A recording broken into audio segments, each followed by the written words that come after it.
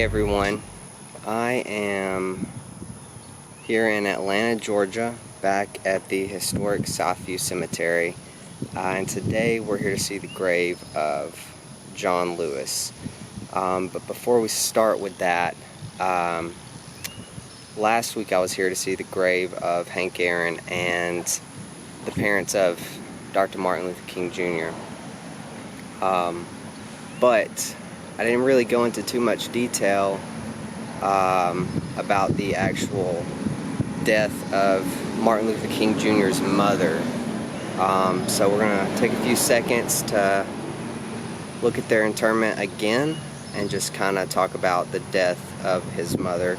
A lot of people don't realize how she passed away. It's fairly overshadowed with the death of her son, but we're going to check it out real quick and then we'll get on over to John Lewis. So right here is the grave of Martin Luther King Jr.'s parents. His mom, Alberta Williams King, she was actually shot on June 30th, 1974. She was 69 years old. She was shot by a 23-year-old black man from Ohio who had adopted the theology of black Hebrew Israelites. The shooter had a mentor that definitely did not agree with the black civil rights activists and black church leaders. They thought that they were evil and deceptive. But if you'll see in later interviews, the mentor did claim that they did not advocate any violence towards these leaders. At first he was actually wanting to assassinate Reverend Jesse Jackson in Chicago, but canceled his plans last minute. 2 weeks later he set out for Atlanta, where he shot Alberta King with 2 handguns as she sat at the organ of the Ebenezer Baptist Church. He said that he shot King because all Christians are his enemies. He also killed one of the church deacons, Edward Boykin, and a woman named Miss Jimmy Mitchell, who was a retired school teacher. She suffered a wound to the neck.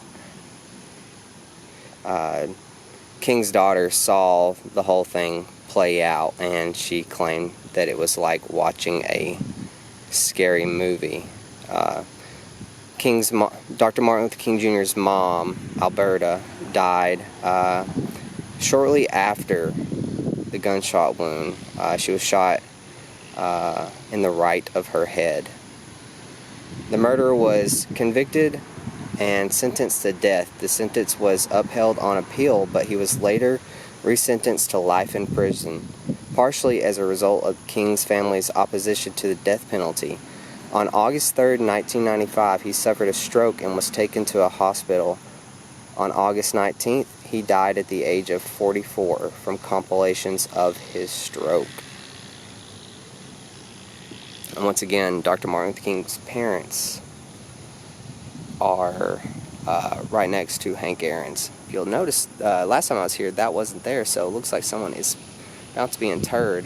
But if you go down to grave markers, there is the grave of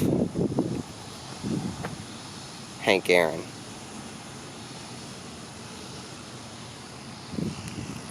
Alright, and here we are at the grave of John Lewis.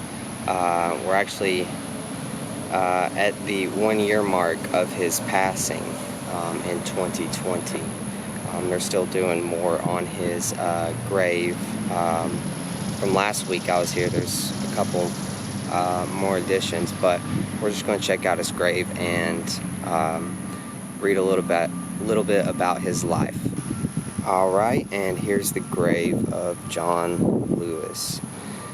John Lewis was a member of the Democratic Party. He was first elected to Congress in 1986 and served 17 terms in the U.S. House of Representatives. the district that he represented included most of Atlanta. Due to his length in service, he became the dean of the Georgia congressional delegation. While in the House, Lewis was one of the leaders of the Democratic Party, serving from 1991 as a chief deputy whip and from 2003 as a senior chief deputy whip. John Lewis received many honorary degrees and awards, including the Presidential Medal of Freedom in 2011 under President Obama. As a student, Lewis became an activist in the civil rights movement.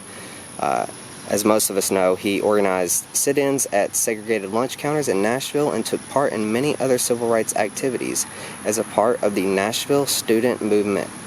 The Nashville sit-in movement was responsible for the desegregation of lunch counters in the city's downtown. Lewis was arrested and jailed many times during the nonviolent activities to desegregate the city's downtown businesses.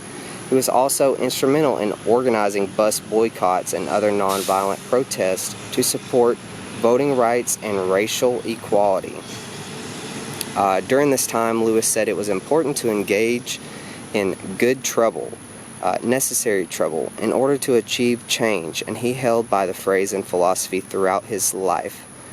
While a student, Lewis was invited to attend nonviolent workshops held at Clark Memorial United Methodist Church by the Reverend James Lawson and Reverend Kelly Miller Smith. Lewis and other students became dedicated to the discipline and philosophy of nonviolence, which he practiced for the rest of his life. In 1961, Lewis became one of the 13 original Freedom Riders. It was a group of 7 blacks and 6 whites who planned to ride on interstate buses from Washington, D.C. to New Orleans to challenge the policies of southern states along the route that had imposed segregated seating on the buses. Violating federal policy for interstate transportation, the Freedom Ride originated by the Fellowship of Reconciliation and revived by James Farmer and the Congress of Racial Equality, also known as CORE. It initiated to pressure the federal government to enforce the Supreme Court decision in Boynton versus Virginia that declared segregated interstate bus travel to be unconstitutional. And John Lewis also ended up, becoming one of the speakers at the March on Washington, as well as leading the efforts to recruit for the March on Washington. You'll see here that he is buried right beside his wife, Lillian Miles Lewis, who passed away in 2012. John Lewis passing away in 2020. And here is a plot for people to place flowers, pennies, and stones. I don't want to walk up on the grave too close just because I'm sure they get a high amount of traffic here. But I'll show you where his grave is actually located. If you come in the entrance, you're just going to come down here and there's going to be a turn right here, and you're going to take that first left and it'll take you straight to John Lewis's grave. If you take that first right, it's going to take you to the parents of Dr. Martin Luther King Jr. Now, there are a lot of notable burials at the Southview Cemetery. Dr. Martin Luther King Jr.'s most of his family is actually buried here. I believe his brother's buried here, who passed away in, I want to say, the 60s as well. I could be wrong. His daughter Yolanda, I believe, is buried here. I'll definitely be doing Horace Bond is actually buried here as well. But I'll actually be doing some more videos here later on. But if you know of any graves in this cemetery, the Southview Cemetery, leave a comment in the comment section, and I'll be sure to check them out. If you like this video, please like and subscribe. If there's any other places other than the Southview Cemetery that you want to see me document. It doesn't have to be cemeteries, it can be anywhere, any historical places or just cool abandoned places. Leave a comment in the comments section. If you want to see the other places I've already been to, check the link in the description and it'll take you to an interactive map. But for now, thanks for watching, everyone.